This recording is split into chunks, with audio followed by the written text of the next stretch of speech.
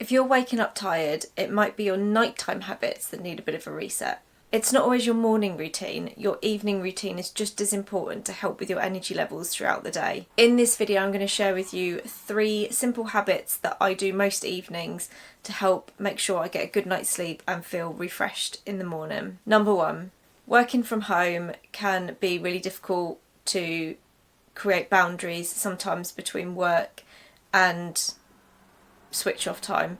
It's not always possible, but the majority of the time I have my specific switch off time, which can vary each day. For me, creating an evening boundary is really important, so making sure that I have a proper switch off time, because working from home, it can be quite difficult when your office and your home is the same place, especially if you don't have a designated office space or office area. You can't always walk out and close the door, so it can be really difficult to have that boundary, but it's super important to be able to just switch off from the workday no matter what you're doing. And don't get me wrong, it doesn't happen every day and it doesn't happen at the same time every day, but I do try and have a certain time that I switch off, and I think that's it. I do not check emails, I do not respond to messages, and I also just then relax and switch off, enjoy a nice dinner with my husband, and then that's it. My body and my mind know it's time to wind down, relax, and just start enjoying it. I can be doing anything, even if it's watching TV, reading a book, just having a nice conversation. It's just switching off from the workday completely. There's a few practical things you can do, even if it's something simple like tidying your workspace, or lighting a candle, or maybe you prefer to do your workouts in the evening, that you know that once you finish work you can then go and do your workout. Also things like, even though you're working from home, a change of clothes, changing into more comfortable clothes, more loungewear, that can also be just signs just to switch off, set your boundaries and relax. It's just about creating little rituals for you so that your body knows it's time to unwind and relax. Number 2 is nutrition and eating for recovery. So I tend to like to make sure I try and keep my evening meal as light as possible. Also, I focus on more protein and whole foods, and I try to limit my carb intake because I don't want my blood sugar to go up and then have a crash and then I end up snacking and picking all night, because when I'm doing that then my body tends to struggle to relax, and especially when it comes to going to bed, I'm more wired than being ready to go to sleep. So overloading it with too much food means that your digestive system can be working overtime and your body's just not getting the recovery it needs. Protein is a great source to have at dinner time, because then your muscles doing recovery overnight. Fibre and healthy fats can just help balance the blood sugar, and you're just helping give your body what it needs to do its recovery overnight. One thing I do like to have before I go to sleep, I normally have it once I'm in bed, either reading a book or watching TV, is a cup of hot chocolate. But it's not what it sounds like.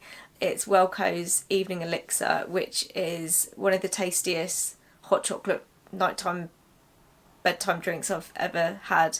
And I am quite picky with things like that, but I do find it really nice. And since I've been having it for years now, and ever since I have had that, I have found that I do tend to sleep better.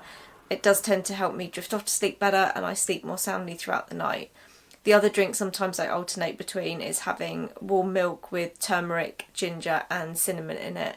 So like a golden milk, but I just find that really nice as well, and that's nice and relaxing. So anything like that, sometimes having a warm drink, or you just want something a little bit sweeter towards the end of the evening, is really beneficial. I'll link a recipe for golden milk below, and I'll also link to the Welleco Evening Elixir if you're interested in having a look at it. My third habit that I do as much as possible is try to help my nervous system come down ready for bed.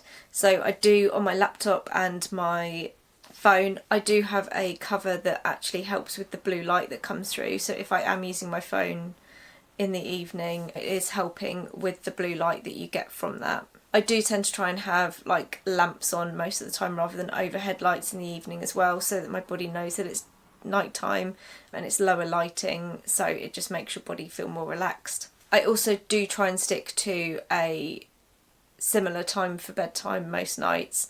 at least getting into bed at that time. Even if I'm not going to sleep, I do try and get into bed at the same time every night, try and do my skincare routine that I do, just do all of that at the same time, just getting to bed, and then my body knows that it's time to relax, whether I read a book or, yes, I do sometimes still watch TV in bed. So if you do struggle to sleep, sometimes having a TV or watching a TV before bed, especially if you're in bed, could be something that might be impacting your sleep. I don't find personally that it affects me. Not saying that it doesn't, but for me personally, it doesn't affect me getting to sleep or sleeping, and it is one way that I do tend to unwind in the evening. One extra tip I just want to add: if you struggle to get off to sleep or you find you have a lot of racing thoughts, one thing I found really helpful is I have a notepad next to my bed. Majority of the time I tend to use that for morning pages, journaling in the morning and just writing my thoughts out, but it can be also helpful for nighttime. So if you're struggling to calm your racing thoughts, or you're just overthinking or over worrying about things, if you have a notepad and just write it all out, write anything down and just think to yourself you can come back to it tomorrow morning. I just find having a bit of a brain dump like that can just be really beneficial. It's just like you're just telling your mind, you're putting it down, you're not forgetting it, you can come back to it tomorrow morning. And then often I found that used to be really helpful to then help me get to sleep, and half the time I didn't even look back at it the next morning. It was just, it needed to come out somehow. I wrote it down and I just felt a lot better, and then I managed to get a good night's sleep. Another optional extra as well that I do sometimes do is do a little bit of stretching if my body feels a bit stiff, if I've done particular workouts or I've just been travelling or sitting for a long time. Sometimes doing some gentle stretches, whether it's some cat-cows or legs up the wall or a small little yoga session. I used to sometimes just do 5-10 minutes yoga occasionally if I felt like I needed a bit of extra help to wind down. Yoga with Adrian, Tara Stiles, they do some really good bedtime yoga. I'll link to a couple of those below that I've done before that I found really helpful. You don't have to do it all and you don't have to do it perfectly. These are just a couple of simple habits that I've adopted. As I said at the beginning, I don't always do these particular 3. I have a number of different habits I do, but these are ones that I do tend to come back to as much as possible and try to follow, because I have found that they're really helpful. But it's finding what works for you, and these are 3 simple habits that I tend to do regularly, and even just changing one simple habit can be really beneficial. So pick one thing that you feel that you can try and that might work for you and your lifestyle, and see if that makes a difference. It's all about taking one step at a time, making small changes, and that's what can really make the difference. Once you've built a habit, you can build on top of that or create more habits. Sometimes just changing one thing at a time is the best way to do it. Build that habit and then add on to that. If you found this video helpful, I'd really appreciate it if you can subscribe to my channel for more weekly fitness and wellness, healthy living tips and routines.